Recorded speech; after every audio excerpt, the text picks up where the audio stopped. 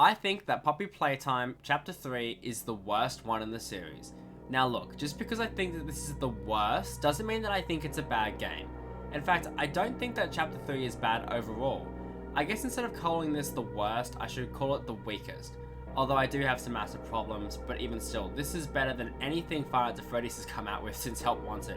Poppy Playtime Chapter 3 has an absolutely awesome story for the most part, and I think it steered the series in the right direction by taking on some mature themes, showing some really disturbing stuff, and overall being actually scary.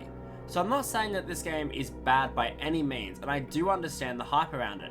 However, if I'm being honest with myself, I don't really love this game. And out of all the Poppy Playtime games, I found this one to be the worst experience, and I didn't know why I felt that way.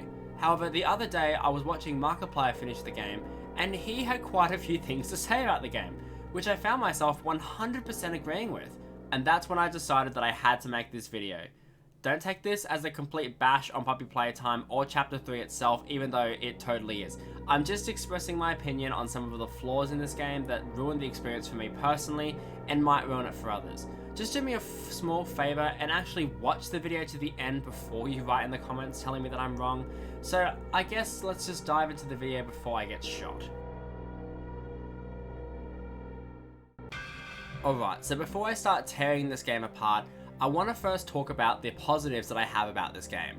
If you've seen my video about the Hour of Joy, you will know some of these already. Long story short, I absolutely love the creepy and horror themes in this game. I love how much more violent this chapter is willing to get. Dog Days section especially is absolutely haunting, and the fact that they are willing to go so far was incredibly bold of them, and I am all here for it. I absolutely love how dark they are willing to make this franchise, especially with the Hour of Joy. My god. I won't say much because I already said a lot in my video on it, so feel free to check it out if you're curious. The setting of Playcare itself is incredible, and even though it feels inviting and safe, you just know that danger could be lurking around any corner, and that fear stays with you throughout the entire game. Just the shot of us flying into daycare is incredible, and it really sets the scene for the game and the grand scale of the environment. The creepy imagery too works its way into the story, with Playcare just being a weirdly unsettling place as well. The idea of an underground orphanage is just unnerving, and seeing the bloodstains along the walls and floor lets you know that something terrible happened. And easily one of the best parts of Chapter 3, Catnap, especially during the section where we enter the house and experience what the gas does. Catnap is just a haunting figure that stalks the player throughout the section, which easily makes this the scariest section of the entire game.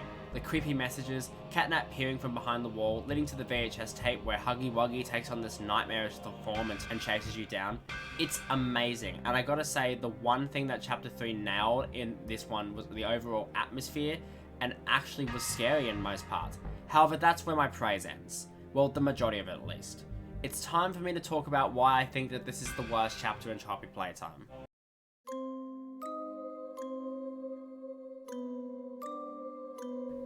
As I said, the overall story and atmosphere of this game is absolutely on point, and it absolutely shines in this chapter.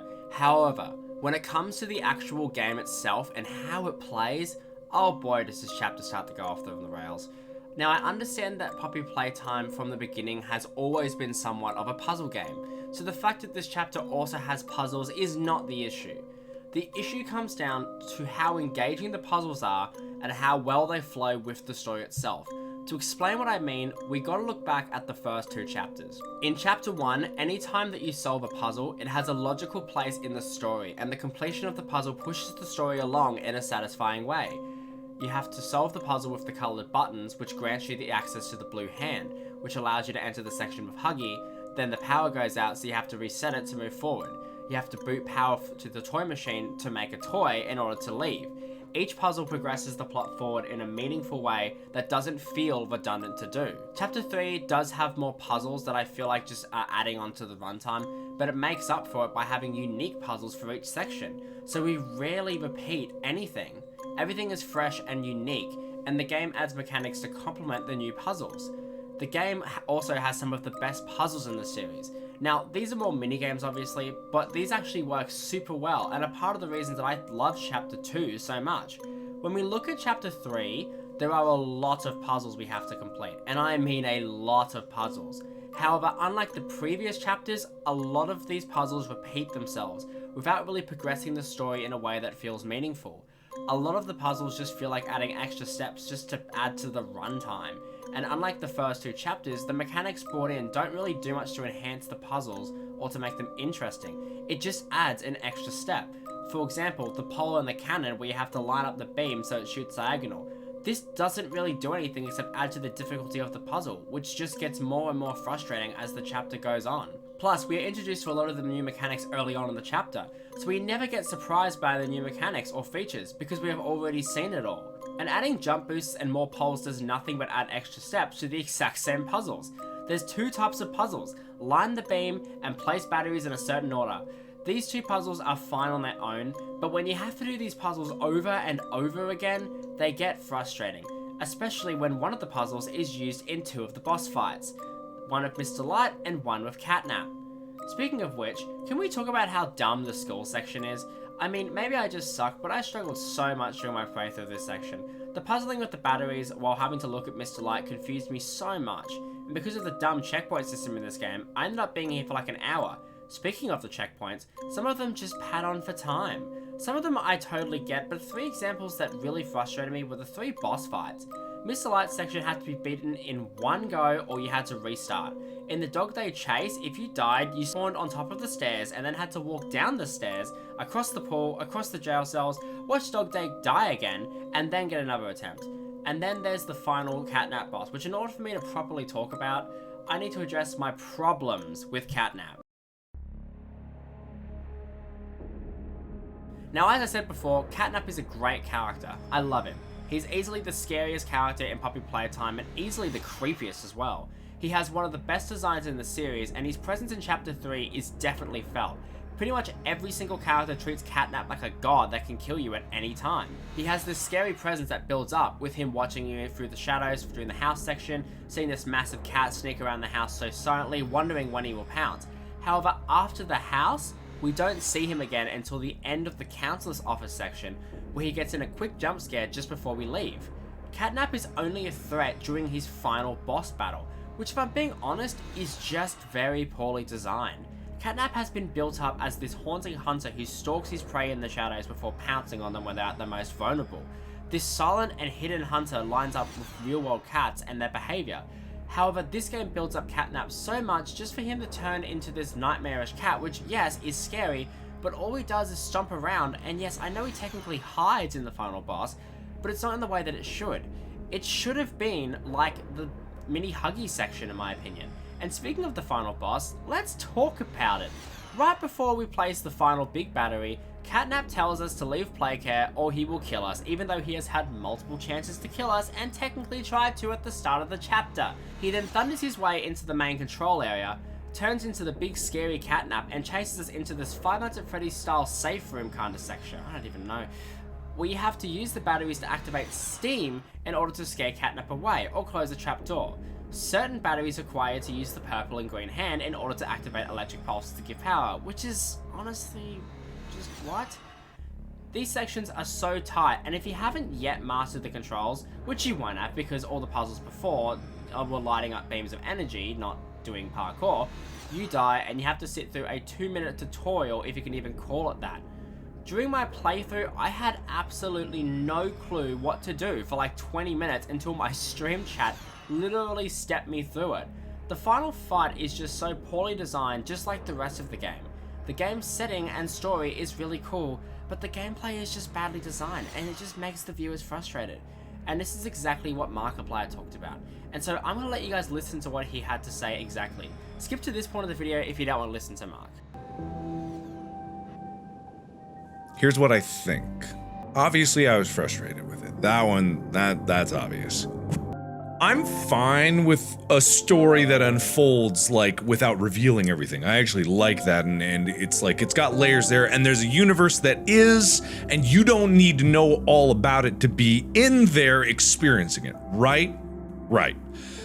But when you're telling that perspective from the person, the creators of this game, knowing all the answers, you don't necessarily know what someone who doesn't know all of the answers needs to know, to still feel connected to it, right? So when you come from a perspective where you know absolutely everything that there is to know about the story and all the intricacies and how things connect together, you don't have the same perspective as someone who does not know all of that stuff. And that's not to say how the gameplay elements sometimes feel disconnected from what you're doing and why the story's unfolding that. Like the mechanics of the gameplay and the puzzles and things like that, how they can feel frustrating in terms of repeatability and also like a complete disconnect from what's supposedly occurring. This kind of like hiding in the shadows things, I get that. But at the same time, it basically, on the text on the screen, it gives you a tutorial of how to play that mode when no prior point of the game had done something like that. So the final encounter had that text because I'm willing to bet they were like, oh, people aren't gonna know what the fuck they're doing, and they gotta figure it out. They even had to do a mini tutorial of like, hey, go to that side room and see what happens. It literally said see for yourself, and it's like, oh, the steam. Oh, okay. But if you hadn't seen all those messages like I hadn't, you wouldn't even know about the flare gun revealing the truth.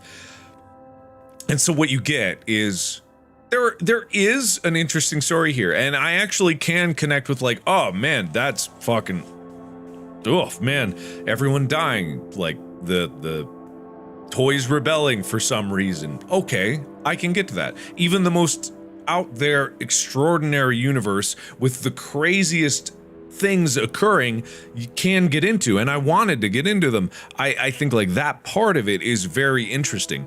I think it was bogged down because there was that fundamental disconnect between the gameplay elements and the monotonous puzzling and what felt like padding for time, really.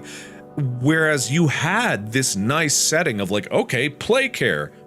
This is weird, but I like it. It's interesting, and yet it still felt very disconnected. Even though it had the opportunity to really like unify everything with the story, and there was like that through thread going there, but the gameplay elements just felt so clunky, and that they were there for the sake of being there as opposed to anything else.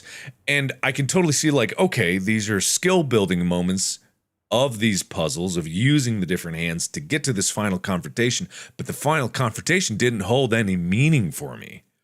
It really didn't. I couldn't tell what Catnap really wanted, like leave play care or I'll kill you. Tons of opportunities to kill you and didn't. And then here in this last moment, it's like, okay, I'm having a final confrontation with Catnap. Why? Why was it? Why did it get there? So anyway, that's what I would say to that. I think it's, if forward teacher said anything, it's to look forward and not back. This could have used some looking back. This absolutely could have used some looking back.